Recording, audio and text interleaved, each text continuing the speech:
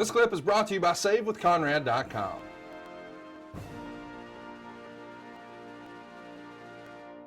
Jon, listen, the good news is that she married you before you started gaining big-time success on The Walking Dead. I'm half joking, but your story is a fascinating one. Your parents were not in the arts. Your father was a lawyer. However, your grandfather, Murray Bernthal, was a musician and producer. How does the son of a lawyer end up as an actor? You know, man, it was never, I played sports all growing up. You know, there were artists in my family, like my grandfather, like you said, there are three boys that grew up in Brooklyn. His brother was the New York City Golden Gloves champion. There's a lot of boxers in my family in that generation. And then my grandfather, he was like a prodigy. You know, they grew up with absolutely nothing, but he was a prodigy violinist as a young age. He played Carnegie Hall when he was 8. And he got a scholarship to go play basketball at Syracuse when he was 15. He got a half violin, half basketball scholarship. And he was completely broke. So to make money to just to feed himself while he was there, he would play the violin for rich folks in Syracuse. And this woman heard him play the violin, said, she covered the other part. She didn't want him to damage his hands playing basketball because she thought he was such a good violinist. So she covered the other part of his scholarship. So I guess that's really where like the arts kind of came in. And then, my old man, that kind of skipped a generation. Yeah. Like you said, he was a lawyer for a while, and then he loves dogs. So he quit that and he ran the Humane Society of the United States, shutting down fighting kennels and doing a lot of stuff for animals' rights and stuff like that. I don't know how, man, it was never really anything that I had my mind on. I was really into sports, played baseball in college. But I ended up taking a class kind of on accident in college. And, I met this unbelievable teacher who, really saw something in me. And I think, especially if you're a kid, and I try to remind kids of this all the time, as a young man, if you're hitting a lot of dead ends and a lot of walls, sometimes you just need an adult or somebody to kind of believe in you or see something in you. And the power of that is unbelievable. It can be a coach, it can be a teacher, it can be somebody's parent, but somebody to just say, hey, you got something special. And for a kid who, again, just like kind of was always winding up, hitting brick walls and getting in trouble, it really changed my life, this woman. And I really kind of dedicated my life to it after I met her. And, she was the reason why I ended up moving to Russia and started studying acting. She ended up marrying my wife and I. She was a minister. Unbelievably important woman. I'm really blessed to have had her in my life. Well, Jon, getting back to the professional Russian baseball, I gotta ask you this. Yeah, man. Were you any good?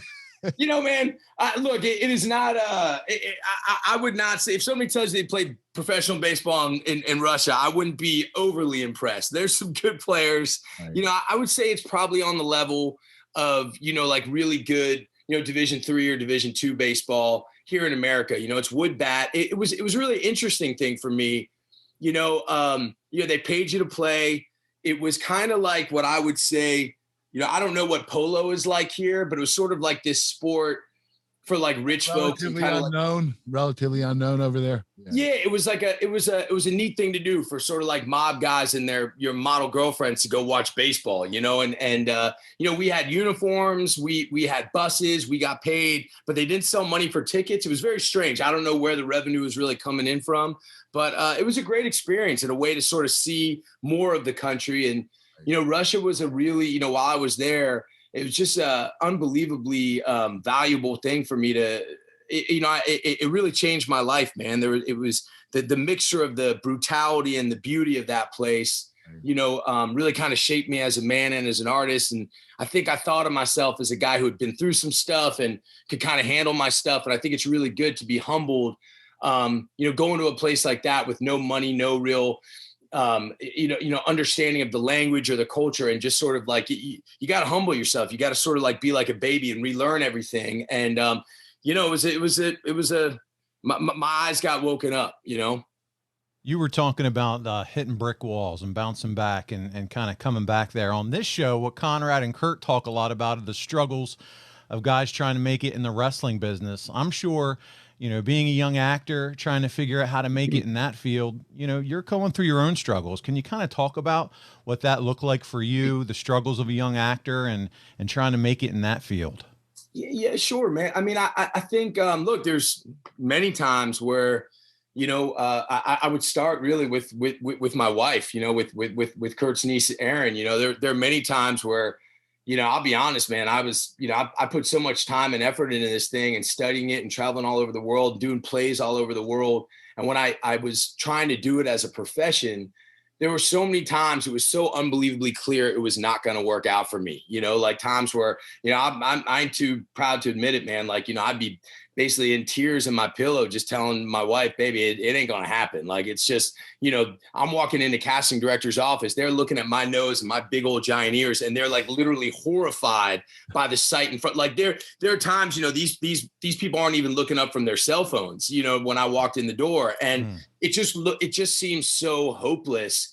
But then I talked to my wife, who's an ICU trauma nurse, and she talked about, holding somebody's hand as they were breathing their last breaths, or, somebody who, having to tell a family member that they're never going to, see their child again. And, that just puts things in such different sort of perspective. And my all angles are they have a toughness that, I'm sure you guys know, I know, Kurt, it's sort of otherworldly, and there's a quiet, humble, just sort of pride that I think comes with being an angle that I've really tried to like learn. And I love it about my wife. And my wife kind of told me all I needed to know about persevering and fighting on and not feeling sorry for myself without even saying much. And, but I think for anybody who's kind of going after their dreams, you got to realize how big of a blessing it is that you're going after your dreams and that you can actually say that. And,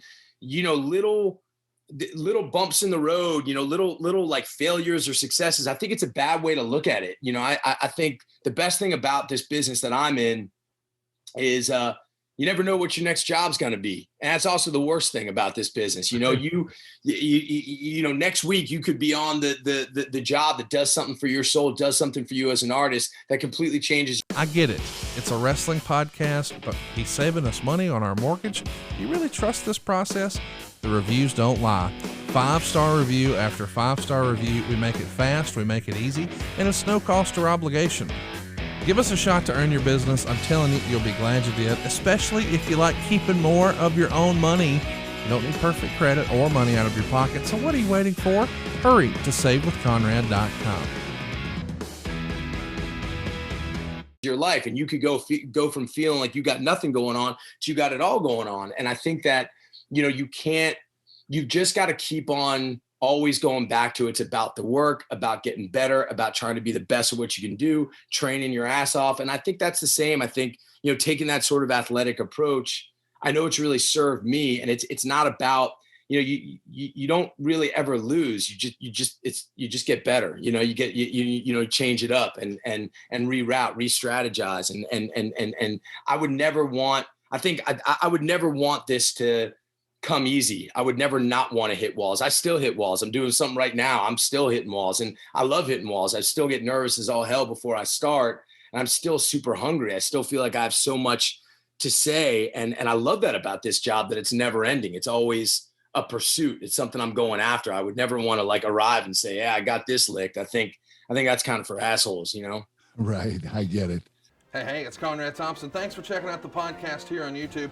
Be sure to hit the subscribe button and the notifications bell so you get a notice anytime we upload some new content. And go save yourself some money right now. If you're in a 30-year loan or you have credit card debt, it's not a matter of if I can save you money. It's a matter of how much. Find out right now for free at savewithconrad.com.